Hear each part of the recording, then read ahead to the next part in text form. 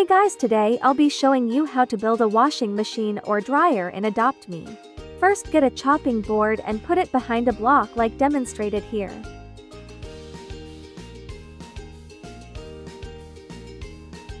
Next, place a basic ceiling light on the front of the cube. Finally, place a modern sign of 3 dots on the chopping board. It resembles buttons. Now you have a custom washing machine or dryer for your Adopt Me house. Bye!